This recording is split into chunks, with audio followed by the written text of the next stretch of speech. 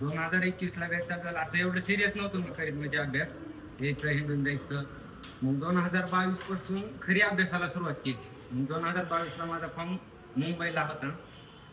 मग असं सराव करीत असताना असं वर्षभर काहीच झालं नाही मला.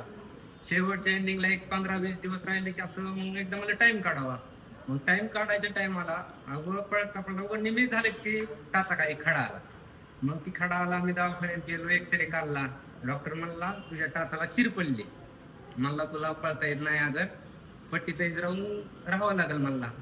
मग मी एक तेवढा टाइम भेटला की 20-25 दिवस ग्राउंड सोडून दिला. म्हणजे डायरेक्ट 17 तारीख काहीतरी पडली होती. मग 17 तारखेला मी डॉक्टरला 2 दिवस आधी डॉक्टरची भेट घेतली. मग डॉक्टर म्हणलं तू पळू नकोस म्हणला. मग मी डॉक्टरला दुसरं काय बोललो नाही. मग फक्त मला पळायचंय म्हणलं. फक्त गोळी अगर इंजेक्शन तुमच्या परीनं कोणतं द्यायचं ते द्या म्हणलं मला. मग ती म्हणली ओके गोळी देतो म्हणली. पळायच्या आधी अगर 3 तास आधी खा म्हणली, 6 तासापासून रिझल्ट चालतंय. मग आम्ही मुंबईला काहीतरी 15 जण होतो, इथून गेलतो. तिथं पोहोचल्यानंतर जवळपास लॉज चौकट बघितला, जवळपास कुठंच लॉज भेटला नाही. मग रात्री लगेच पोहोच चालू झाला आणि तिथं बसला तेव्हा शिंदे सरचा फोन आला. मग शिंदे सर म्हणले पोहोचला का म्हणलं पोहोचला. म्हणले लॉज केलाय का मी म्हणलं नाही. मग सर म्हणले की यार थोडेसे पैसे पहिले लॉज काय लॉज करून राहायचं. सरली म्हणलं लॉज तिथं जवळपास चौकट आहे. मग जाताना मग सरली वाटायला पैसे मला लॉज केला नाही. मग तिथं जाताना मी इथून घरून जाताना माझे जवळ स्वतःचे वैयक्तिक 3,000 होते. मग जाताना आई म्हणली तुझे पैसे तुझ्या पैसे राहते, जाताना जी तुला देतेल सगळे एकूण जमा कर आणि राहू दे तुझ्या पैसे. मग मला जाताना भावानं 2,000 दिले, वडिलांनी 2,000 दिले, आईनं जवळपास 10,000 माझ्या खिशात होते. पण 10,000चं तिथं काहीच होऊ शकलं नाही, कारण जवळपास तिथं कुठंच लॉज भेटला नाही मला. अक्षरशः 12 वाजता तसं एका बिताडाच्या कडीला पावसात बसला, म्हणजे 4 जण होता.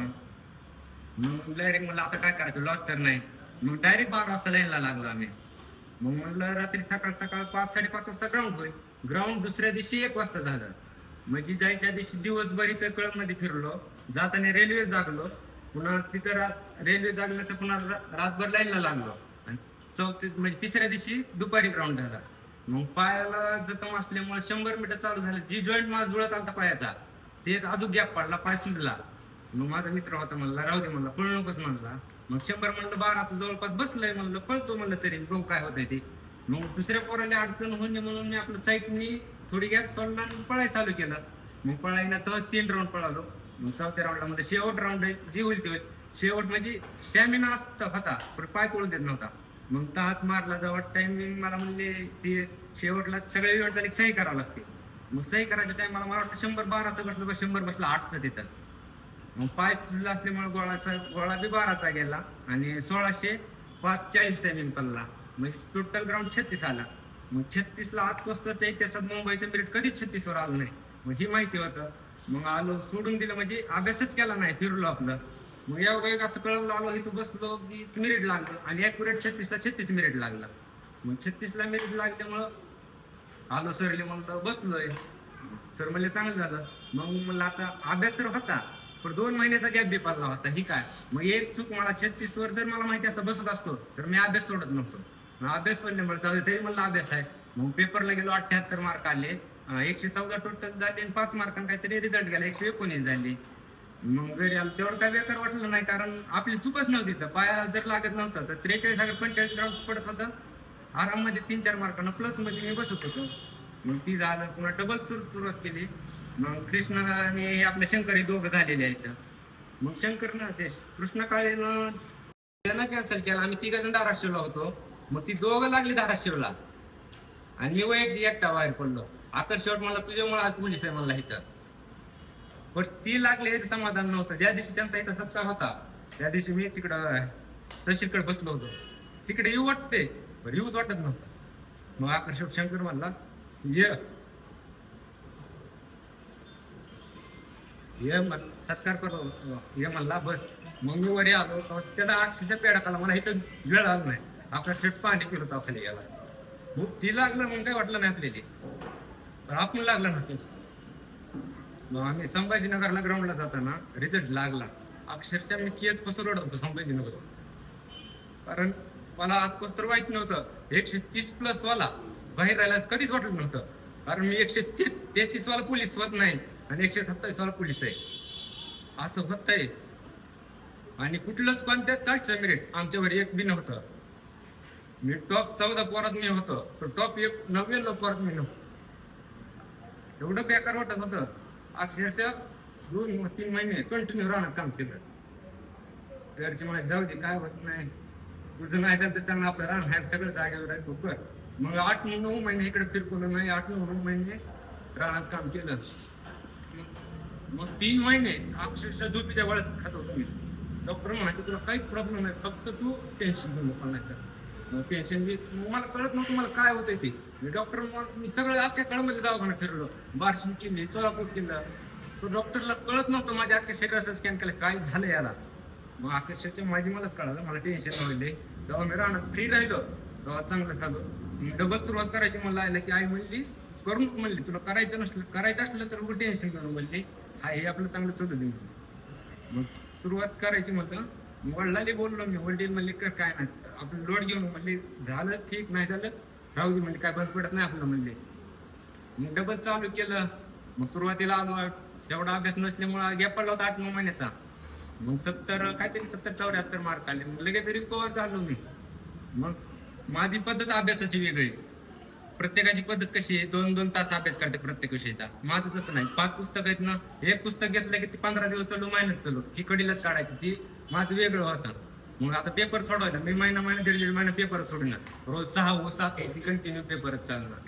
मग चालू असताना मग असं 5-6 वाजता असं बसलो मी. मग मला फोन आला घरी, ऍक्सिडेंट झाला म्हणजे तुझ्या वडिलाचा. मग मी तुकाराम म्हणून मी गेला. म्हणले काय झालं नाही म्हणले, आलो. मग इथं दवाखान्यात नेलं, घरी नेलं. मग घरी नेलं की त्यांनी जेवण केलं, झोपले, उलटी झाली. मग मी एक जणाचं बघितलं, तो उलटी झाली म्हणजे टोकड्यात मार आहे हे मला माहिती झालं. मग मला पप्पा म्हणले मला नाही जायचं दवाखान्यात. म्हणजे राहू दे, घरची बी नका म्हणजे. मग भाऊ म्हणायला राहू दे सकाळी जा. म्हणलं मला कोणी शब्द बोलायचं नाही. म्हणलं मला काय करायचं ती माझी मी करतो. मी गाडी बोललेली. मग इथं आलो, आधारवाला म्हणला अर्धा तास थांबा मला येतो. मग मी ते ड्रायव्हरला म्हणलं तू डायरेक्ट बार्शीला गाडी नाही म्हणलं, अर्धा तास नाही मला, अर्धा तास तिथं जातात म्हणलं. मग तिथं गेलं आम्हाला कळालं टोकड्यात मेंदूला मार आहे, रक्त साकाळलंय. मग तिथं झालं की 10 दिवस बिना आंघोळीचा माझा भाऊ एकटीच होता.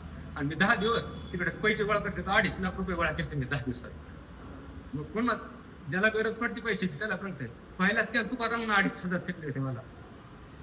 तेवढ्यावर माझं झालं. मग एवढे झाले पैसे अडचण. मग जेव्हा इथं मला रिडिंगला फीस कमी पडली तेव्हा सरनी मला माझ्याकडे पैसे नाही, तर मी 4-5 महिन्याची फी एकाट दिली सर. मग एवढी शेवटला पण पळायच्या टायमाला बुटी जरा ही झाली. आता घर म्हणजे घरचा मेन करता माणूस लागलंय केलंय. मग सगळी जबाबदारी माझ्यावर होती. मला पैसे बघायचे होते, राहून बघायचं होतं, अभ्यास करायचा होता. मग एवढं करून मग एका दिवशी असं जायला म्हणलं बुट म्हणलं घ्यावं लागतंय. मग आई एवढंच म्हणलं, आई काय म्हणली नाही, पैसे नव्हते काय नव्हते. मग आई आली कळमला, मला म्हणली दर पैसे. मी आम्हाला कुठले आणले. मग दर म्हणली तुला काय करायचंय. मी तरी मी घेतले पैसे 4,000-4,500 रुपये. म्हणजे 2,000 तुला काय आणायचे ते खायला आण, 2,500 उठाण म्हणला. मग तेवढं घेऊन गेलं तरी मी म्हणलं पैसे कुठून आणले घरी. आई म्हणली मला चेन लय काढायला होतं. म्हणली चेन इकलंय म्हणजे चेन इकलंय म्हणजे की मला आपलं बेकार वाटलं. पण त्याच बुटानं माझं 1600 आज टायमिंग पडला होता 5:29. त्याचं 43 ग्राउंड पडलं 83. मग ज्या दिवशी मला 43 ग्राउंड पडलं होतं त्या दिवशी सरली म्हणलं होतं इथलं मला कोणी हलवू शकत नाही म्हणलं होतं. पण घोळ असं झाला, जेव्हा मी पेपरला गेलो त्या मॅडमच्या एका चुकीमुळं, म्हणजे टोटल वर्गात 30 जण होते, त्या मॅडमच्या एकामुळे तिला जर पेपर सुरू मागून मुहूर्त जायचंय का मुहूर्त मागे द्यायचंय हिला तिला मिळत लागलं नाही. त्या मॅडमनं कमीत कमी माझे 15 ते 20 मिनिट, म्हणजे 20 मिनिट नाही 15 ते 17 मिनिट त्या मॅडमनं वैयक्तिक घेतले. मग निम्या पोराचे झाले, सगळ्या पोराचा हाल नाही झाला, 15 पोराचा आमचा हाल झाला. मग मी मॅडमनी म्हणलं मॅडम मी अन्याय म्हणलं तुम्ही असं करा नाही पैसे. म्हणलं मला काय म्हणले बाहेर तू शांत बस म्हणली, तुमच्या 15 जणांनी वैयक्तिक टाइम देते म्हणली 15 मी शेवटला टाइम लावून. मग झालं 15 जणांचा पेपर गोळा केला मी. ती आली मॅडम मला लावा म्हणलं टाइम आता. तर मॅडमले दी इकडे म्हणले पेपर टाइम दिलाय म्हणले तुला. मग तेव्हा माझे 13 गोल करायचे राहिले होते. मग ते लय झालं, 3 गोळा करा की टाइम लागणार आहे, 1 मिनिट लय झालं. मग ते न बघता मी 13 गोल केले. 13 गोल करून पोलीस आहे. जर ती मला 13 प्रश्नापैकी फक्त 3 सोडवायचे राहिले होते, जवळपास 9 प्रश्न मला उत्तर काढून खुलेले होते. मला ती गोल करायचे होते. मी सरली बी आलो म्हणलं तर देवानं माझं घेतलंय ना म्हणलं, देवाला देणं भाग आहे म्हणलं, कारण माझी काडीची चूक नाही. माझा संघर्ष कमी पडला नाही, अगर माझी कोणतीच गोष्ट अशी कमी पडली नाही की सरली सर म्हणली चांगलं होईलच तरी बे. मग अक्षर जर ती माझ्या 8-9 गोळ्या जर बसत्यात जवळपास 135 अगर 136 टोटल होऊन मी तिथला टॉपर राहिलो असतो. पण मी मुश्किल झालो कास्ट मध्ये बसण्यासाठी सुद्धा मला झटावं लागलं. सगळ्याच्या सरच्या कृपेनं सगळ्या घरच्याच्या कृपेनं अक्षरशः माझी मित्र कंपनी सुद्धा सारी रडली. माझा भाऊ मला वाटलं नव्हतं रडल म्हणून, ती सुद्धा रडला. ही बोलत असताना हिचे वडील तर रडणार होते पण तिचा भाऊ बी रडलाय मागं बसून. ज्यानं भोगलंय त्यालाच माहिती ही काय संघर्ष असते ती.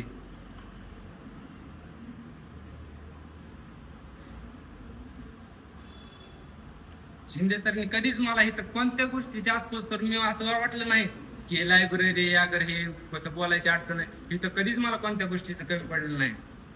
आकर्षवट त्यांनी लय सपोर्ट केला आकर्षवट.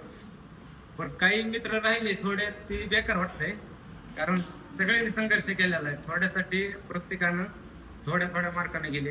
पण सर पुढल्या वारीनं नक्कीच सगळे सर्वजण इथं उपस्थित राहतील अशी आशा धरतो मी. एवढे पण माझं